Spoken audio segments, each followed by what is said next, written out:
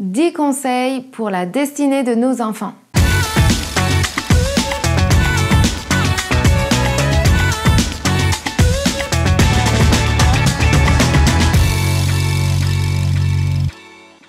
Bonjour les exponentiels, j'espère que vous allez bien. Ici Élodie de Fontaine, c'est une joie encore une fois de vous servir aujourd'hui et de partager un peu de temps avec vous. Aujourd'hui, j'aimerais qu'on parle de nos enfants. J'ai moi-même 3 enfants, 3 filles et je me suis rendu compte que on devait s'intéresser à eux et à leur destinée. Souvent, l'erreur que nous faisons, c'est de penser qu'ils verront cela plus tard. Or, en tant que parents, il y a des choses que nous pouvons faire et devons faire pour les aider à rentrer dans leur destinée. Donc, voyons ensemble 10 conseils. Point numéro 10, qui paraît être un essentiel, je ne veux pas oublier d'en parler, prier pour nos enfants. Si vous êtes comme moi, enfant de Dieu, c'est la base puisque nous savons que Dieu est l'auteur de la destinée, donc qui mieux que lui peut s'occuper de diriger nos enfants vers elle. Donc point 10, prier pour nos enfants.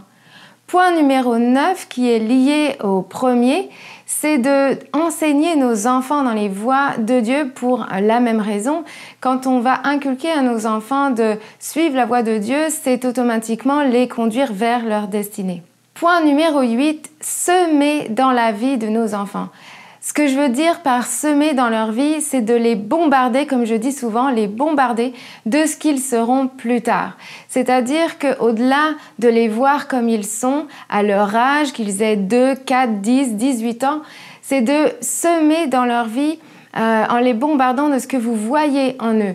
Tu es une femme extraordinaire, tu vas être une artiste incroyable, tu es forte, tu es vaillante, tu es courageux, tu explores, voilà, les bombarder de points positifs et pas seulement des choses qui vous viennent par l'esprit, mais vraiment des choses que vous voyez en eux comme étant des points positifs, des choses qui vont vraiment les aider plus tard. Ça va les aider à développer ce côté-là qu'ils ne voient pas eux-mêmes. Donc, semer dans leur vie, les bombarder. Point numéro 7, discerner leurs dons. J'ai moi-même une fille qui dessine très bien et ça depuis qu'elle est très petite. Nous avons décelé qu'elle avait par exemple une notion de perspective que personne ne lui avait apprise alors qu'elle avait à peine 4 ans. Et ça, c'est quelque chose que nous essayons d'entretenir chez elle. Nous avons discerné un don dans le dessin. Une autre de mes filles, elle, depuis qu'elle est tout bébé, elle chante très juste et c'est quelque chose qui l'a démarquée des autres enfants qui ne savent pas faire ça au même âge. Donc, discerner les dons des enfants, ça nous permet de les élever avec l'objectif de travailler ce don-là, de les valoriser dans ce don-là, de leur dire, tu vois, Dieu t'a donné ça, il va se servir de toi à travers ça, ça va les aider à prendre confiance en eux, à aussi prendre conscience de ce qu'ils ont et de travailler pour ça. Donc, discerner leurs dons pour les diriger vers leur destinée. Point numéro 6, se rappeler qu'ils ne sont pas pour nous, que nos enfants n'existent pas pour nous. C'est un point un peu particulier, mais c'est important parce que souvent, quand on a des enfants, on a parfois tendance à projeter beaucoup sur nos enfants. Et c'est important de le faire, de projeter sur nos enfants des choses. Mais le danger, c'est de se projeter sur nos enfants et de vouloir, par exemple, qu'ils réalisent nos propres rêves. Ou alors attendre de nos enfants qu'ils nous donnent ce dont nous avons besoin, de l'amour, de la valeur. Et ça peut être dangereux parce que du coup, on défocalise l'enfant de sa propre personnalité et de sa propre destinée. Mais si on fait attention et qu'on se rappelle que nos enfants n'existent pas pour nous, mais pour eux, pour Dieu, pour ce qu'ils ont à accomplir, là, on va être acteur pour eux, on va savoir les diriger, les relâcher aussi dans leur destinée parce que parfois, ils vont prendre des chemins qui vont être complètement à l'opposé des nôtres peut-être, mais c'est leur destinée. Donc, se rappeler qu'ils n'existent pas pour nous. Point numéro 5, leur montrer qu'ils sont une priorité pour nous. Quand on est parent, père ou mère, on veut le meilleur pour nos enfants et on fait souvent des sacrifices qui vont avec. Sauf qu'on en oublie parfois l'essentiel de leur montrer qu'ils sont notre priorité, que ce n'est pas notre carrière, ce n'est pas notre ministère, ce n'est pas ce qu'on fait dans la semaine qui est notre priorité, mais ce sont eux. Quand on est parent, on veut offrir ce qu'il y a de meilleur à nos enfants et cela passe parfois par notre carrière, le travail. Mais si on passe beaucoup de temps dans le travail et que ce que les enfants ressentent, c'est notre absence, c'est qu'on a loupé l'essentiel.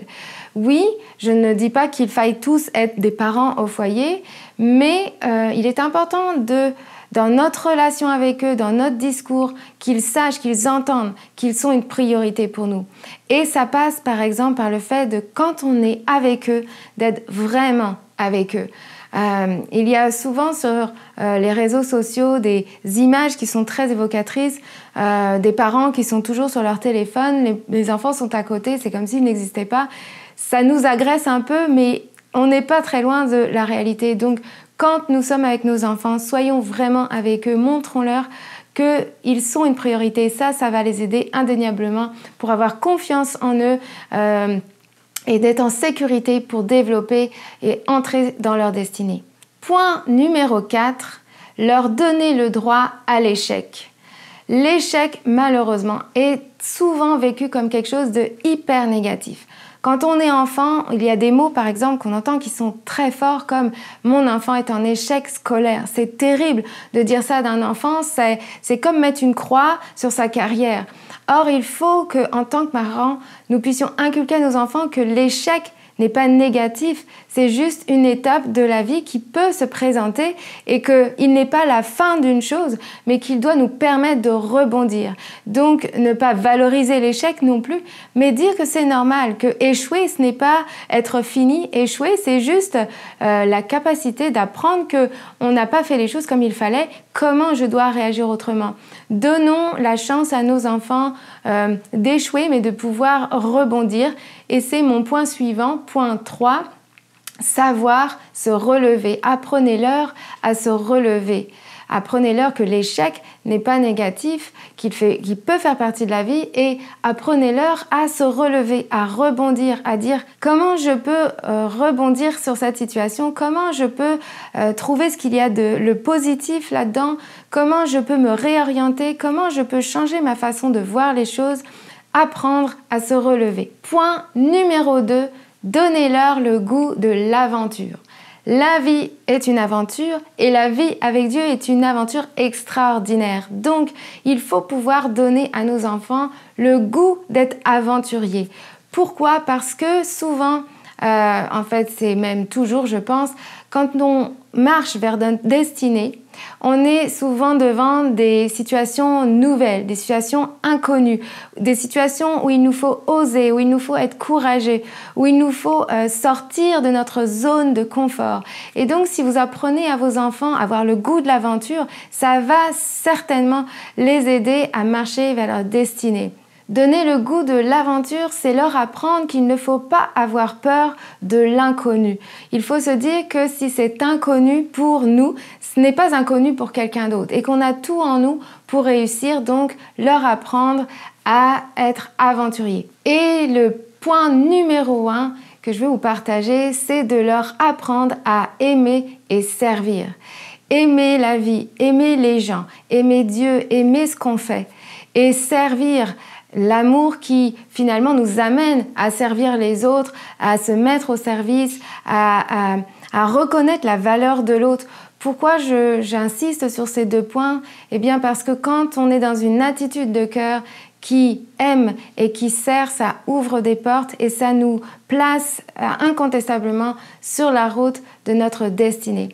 Donc voilà mes 10 points pour aider en tant que parents, aider nos enfants à rentrer pleinement dans leur destinée dès maintenant, dès qu'ils sont tout petits. J'espère que cela vous a aidé. Je vous invite à vous inscrire à notre chaîne YouTube pour être informé des prochaines vidéos. N'hésitez pas à me laisser des commentaires et je vous dis à très bientôt.